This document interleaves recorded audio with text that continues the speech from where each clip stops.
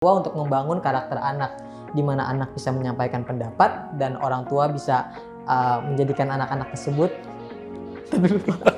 Pokoknya ini kalau ngomong sama orang yang suka debat, ya kan? Saya Halo kawan Richie semuanya, selamat datang kembali di YouTube channelnya Richie Wijaya.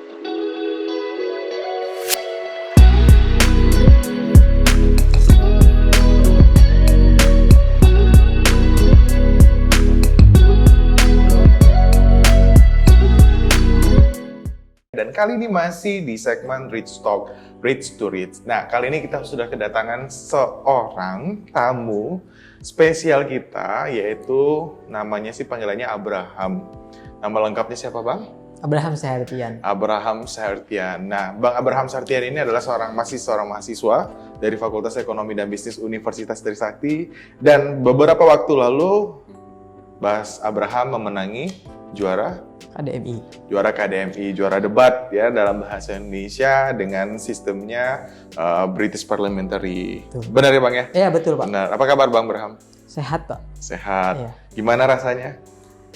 Cukup lega sih Pak, lepas dari tanggung jawab dan sebagainya. Setelah menang gitu ya? Iya tepatnya. Dan boleh cerita nggak ke teman-teman semuanya gimana proses untuk debat? Apa Bang Abraham memang dari SMA atau dari SMP sudah sering debat?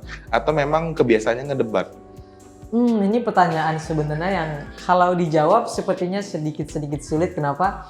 Kalau apakah saya suka debat atau tidak, memang mungkin ada benarnya orang tua itu turut aktif ya dalam hal ini. Contohnya seperti berkomunikasi dengan orang tua di rumah, adanya komunikasi antara dua arah di mana bukan hanya orang tua yang berbicara, tapi anak-anak punya ruang juga untuk menyampaikan pendapat. Menurut saya ini adalah salah satu hal yang penting.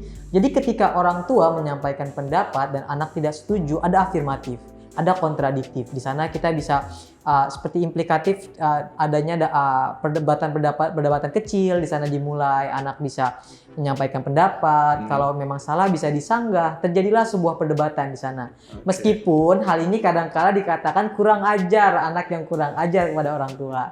Sangat dipahami, tapi perlu kita ketahui juga ini adalah salah satu cara kedua orang tua untuk membangun karakter anak, di mana anak bisa menyampaikan pendapat dan orang tua bisa menjadikan anak-anak tersebut. Pokoknya ini kalau ngomong sama orang yang suka debat, ya kan? Saya ketawa karena emang ini anak kenapa gitu ngomongnya tuh kayak bener-bener kayak lagi debat ya. Tapi saya mau sedikit highlight itu Bang Abraham. Saya ketawa karena ngelihat istilahnya caranya. Saya mau highlight sedikit bahwa peran orang tua. Jadi artinya di rumah itu sangat demokratis sekali ya. Dalam arti kata Bang Abraham juga diberikan kesempatan, ada ruang untuk diskusi, ada ruang untuk menyampaikan pendapat gitu ya. Benar. Tapi pernah nggak sih sampai ketika memberikan pendapat di ruang keluarga itu dan akhirnya malah dimarahi atau bagaimana? Pernah nggak? Ini sering terjadi Pak. Jadi ketika orang tua rasanya memiliki sesuatu hal yang dianggap mereka sudah benar dan kadangkala timbul sifat otoriter dari orang tua. Orang tua tidak mengizinkan hal tersebut tanpa memberikan anak alasan yang jelas. Karena menurut mereka... Papa sama mamanya Abraham kalau nonton, Tante, Om. Tante maaf Tante. Tante saya kan anaknya ya. Ibu maaf, Mami maaf. Kok jadi ke Tante saya ya? Mami maaf, Mami Dedi maaf. Iya. Jadi ketika orang tua juga terlalu otoriter dan memiliki suatu yang dianggap ini tidak lagi bisa dibahas, terjadilah suatu timbul konflik di antara orang tua dan anak. Jadi memang ada kadangkala orang tua memiliki otoritas untuk tidak dibalas, tidak dibantah, tidak dibantah untuk dari perspektif mereka yang memang sudah benar-benar ini bisa mengancam anaknya atau membahayakan anaknya dan sebagainya. Tapi kalau kembali lagi soal pengalaman debat, saya itu bisa dibilang waktu SMA adalah organisatoris gitulah. Saya suka hal-hal berbau organisasi, public speaking dan sebagainya. Tapi saya rasa untuk debat belum pernah ya. Pernah antar kelas, itu pun di SMK. SMK itu saya antar debat, menang juara 1, tapi saya merasa kalau tingkat di kompetisi belum layak saat itu. Jadi tidak pernah terpintas di pikiran untuk mengikuti lomba-lomba debat. Waktu di kuliah sekali saya tertarik untuk English debate. Itu dari waktu itu di Natalisnya Trisakti yang ke-55 saya ikuti. Tapi sekali lagi saya Dan kalah. Saya kalah dan kalah ya.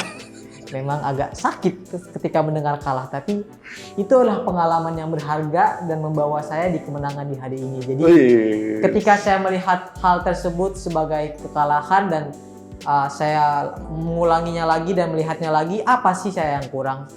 Dan mau lagi gitu loh, mencoba lagi untuk kedua kalinya. Kenapa? Bisa saja saat itu saya terpuruk dan saya tidak mau bangkit lagi untuk debat, karena seperti saya sebelumnya SMA, saya merasa mungkin belum bisa mengikut ajang-ajang kompetisi perdebatan. Tapi sekali lagi ketika saya diberikan kesempatan untuk ikut lomba debat dan kali ini diberikan lagi untuk yang kedua kalinya, ternyata saya bisa mengevaluasi apa yang dulu kurang dan bisa saya bawa menjadi sebuah kemenangan di hari ini. Oke, berarti dengan championship-nya ini, berarti kemungkinan untuk debat sama orang tua yang otoriter bisa menang? Kayaknya sih nggak akan pernah bisa menang sih, Pak. Karena kalau orang tua yang dikeluarin kayak gesper gitu, bohong bercanda. Atau misalnya itu bercanda, terus misalnya kalau hal-hal tersebut bisa terjadi seperti hal-hal goib itu Pak, piring terbang, ya itu bisa terjadi sih Pak. Dari akhir sebuah perdebatan, hal-hal goib dan hal-hal aneh magis tuh, bangku terbang, itu ketika perdebatan selesai, kalau saya menang seperti itu biasanya. Itu kalau jurnalis datang mungkin lagi dicek tuh yang bikin bangku terbang siapa? Iya Pak, apakah saya atau ada pihak lain gitu Pak ya? Iya. Nah kalau misalnya tadi berarti perdebatan lagi, cara untuk teknik debat ini baru sebenarnya untuk yang profesionalnya baru didapatkan setelah kuliah kali ya. Betul. Kalau awal cuma hanya terkait dengan skill communication skillnya saja ya, betul. yang untuk di-upgrade atau terus dikembangkan. Nah kalau misalnya terkait dengan debat, kenapa sih kemarin milihnya bahasa Indonesia bukan dari bahasa Inggris? Apa karena kemarin trauma dengan kekalahannya sehingga tidak mau ikut yang NUDC atau bagaimana nih? Gimana ya? Jujur saja, memang pada awalnya kan saya ikut di FEB ini untuk mewakili FEB. Saya didaftarkan sebagai NUDC. Itu adalah lomba debat dengan bahasa Inggris. Lalu dalam perjalanannya, mungkin saya setuju saja gitu. Dalam perjalanannya ketika kita mulai latihan pertama, saya mulai merasa adanya suatu, ternyata selama ini ilmu-ilmu saya di rumah yang katanya ya bisa kita katakan kurang ajar sama orang tua dan hal-hal lainnya seperti kayak public speaking di sekolah, organisasi, ternyata membuat saya kaya akan bahasa. Jadi bahasa saya kaya di bahasa Indonesia. Dan saya merasa juga memang ada unsur sedikit kekalahan kemarin membuat saya belajar bahasa Inggris saya perlu dibenahi. Jadi kalau dalam waktu dekat untuk ikut kompetisi bahasa Inggris, saya rasa belum bisa hasilnya tidak akan semaksimal ketika bahasa Indonesia. Itu kenapa saya meminta untuk Bu, saya merasa kalau di lomba debat bahasa Indonesia saya lebih bisa mengutak-atik bahasanya, lebih bisa mensubstitusikan bahasanya. Jadi penggunaan bahasa saya lebih matang di bahasa Indonesia. Jadi kalau ditanya kenapa saya lebih pilih bahasa Inggris bahasa Indonesia, yang pertama karena saya lebih merasa nyaman dengan bahasanya, terutama bahasa kita sehari-hari ya. Juga dengan saya rasa bahasa saya cukup kaya kalau dijadikan untuk ajang perdebatan gitu Pak. Bahasa Indonesia tapi ya? Bahasa Indonesia. Bukan bahasa kalbu. Baik, nah kalau terkait dengan mosi, kalau dalam dunia perdebatan itu kan pasti ada mosi yang dibawa ya Bang ya. Dari berbagai kompetisi latihan atau segmen tertentu, ada nggak satu mosi yang sekira ini gue kurang optimal nih di mosi ini, itu mosi yang mana tuh? Bahas mengenai apa topiknya? Topik ya, saya merasa kurang maksimal. Sebentar saya pikir-pikir. Mosinya kemarin kita kan berlapis-lapis roundnya ya, round 4, semifinal dan final. Mungkin ini saya juga akan membahas dari yang ini ya, yang menurut saya menguasai dulu pertama. Itu saya cukup merasa menguasai di final. Kenapa menurut saya kenapa saya merasa kita bisa menang? Karena kita membicarakan masalah alokasi dana. Masalah alokasi dana di sana ada unsur-unsur keadilan. Dan saya sedikit terbesit dulu di cukup banyak berpikir mengenai keadilan itu apa dan sebagainya.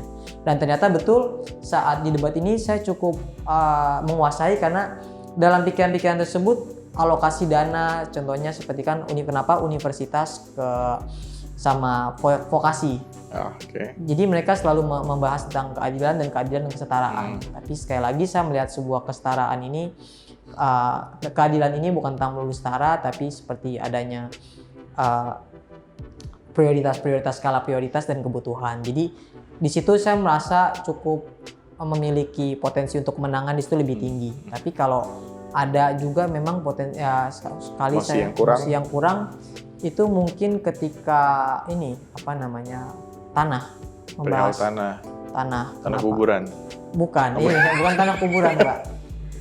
Itu mah Pondok Rangon itu. Itu apa yang dibahas dari tanah itu maksudnya? Jadi tanah itu kayak apakah kita setuju dengan penggunaan tanah itu dibatasi waktu oleh pemerintah? Dan agak sulitnya saya menyetujui. Di sini saya dilemanya, saya orang yang selalu berpikir tentang idealisme, tentang keadilan dan sebagainya. Tapi di perdebatan kali ini saya rasa ini kan sekali lagi tanah itu hak setiap orang ya. Ketika kita sudah membayar dan membelikannya, masa iya pemerintah membatasi waktunya lagi? Ya, menurut saya itu cukup tidak adil dan bertentangan dengan prinsip-prinsip saya. Tapi bukannya debaters yang profesional seperti itu ya, mereka juga harus menempatkan dua posisi kan, karena kita tahu dunia ini mungkin tidak ada yang benarnya 100% kecuali dalam sesuatu yang diatur dalam agama, benar Iya, sih? betul sekali, Nah, kalau misalnya kan itu menjadi suatu kayak dilema, gimana sih cara menghadapi dengan posisi seperti itu ketika kita seharusnya nggak gini, artinya ada perlawanan langsung nih ke diri sendiri. Itu gimana tuh cara mengatasinya? Ini yang cukup sulit. Ketika sebuah mosi yang datang kepada kita, ini sebuah stigma, paradigma, dan juga indoktrinasi yang sudah cukup kuat ketika sejak kita kecil. Dan juga sebuah prinsip yang benar-benar sudah menjadi pondasi di hidup kita. Lalu kita dihadapkan untuk menjadi mosi tersebut, untuk kita berlawanan dengan prinsip kita. Ini sedikit sulit untuk menyesuaikan dan seperti kita sedang menolak sebuah prinsip dalam kehidupan kita. Iya, seperti kita menolak diri kita. Tapi mau tidak mau untuk memenangkan sebuah perdebatan itu, kita butuh ada yang namanya menjadi berpura-pura. Sama sepertinya saya ambil contoh kalau kita mau mendekati perempuan gitu kan ya. Kita mau mendekati ya pacar gitu. Kita misalnya ya mungkin prinsip setiap orang berbeda ya. Tapi ketika kita ingin mendekati dia, pasti kita harus menyenangkan hati dia dan seperti apa yang dia mau. Kadangkala apa yang dia mau bertolak belakang sama apa yang kita mau dan prinsip-prinsip kita. Tapi sekali lagi, apa yang mau kita menangkan? Kita mau menangkan hatinya dia. Curhatan, berarti untuk pacarnya Abraham sekarang, ingat apapun yang didapatkan sekarang, belum tentu Abraham bahagia. Nggak gitu loh, nggak gitu loh Pak, saya nggak ngomong gitu Pak. Tapi nggak apa, itu semakin menarik. Nanti kita akan kupas lagi terkait dengan mosi-mosi dan kita akan kasih tantangan ke Bang Abraham satu buah mosi, bisa nggak dia menjadi government ataupun dari pihak oposisi. Tetap stay tune di YouTube channelnya saya, dan bagi teman-teman yang suka dengan channel ini jangan lupa klik subscribe-nya dan jangan lupa tombol like ketika kalian suka dengan konten ini dan share kepada rekan-rekan yang lain yang pastinya kalau kalian merasa konten ini bermanfaat. Kita tunggu untuk episode berikutnya. See you. Baik, jadi pertambahan pajak nilai ini dirasa sangat perlu, apalagi di saat pandemi seperti ini, dikarenakan di masa pandemi banyak sektor-sektor yang perlu didukung. Dari sembako tersebut bisa kita alokasikan dana-dananya kepada dana-dana lain untuk membiayai dan menunjang kehidupan sektor lain. Sekian argumentasi yang saya dapat sampaikan dan terima kasih.